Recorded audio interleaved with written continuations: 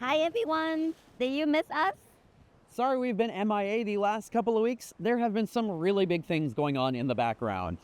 As our channel have grown, we realized that we wanted to rebrand our name to fully encompass all our visions and core values. Along the way, we realized that for us and for our audience, adventures are not only adrenaline-pumping activities or scary hikes, but so much more. Adventure is different for everyone, and we wanted to embrace that. Whether it is going to see the Grand Canyon, bungee jumping off a bridge, going for a hike, walking on a flying airplane, or simply taking a train ride to cross off your bucket list, we want you to live your life and live your adventure to the best of your ability.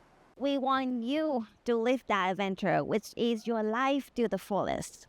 So we are rebranding our name to Live That Adventure. We will still post the same awesome content and hopefully even better videos in the future.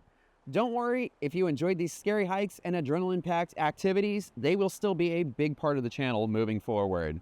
We would really love to hear from you. What would you like us to take on, whether it is just a simple hike, crazy hike. We love crazy hikes.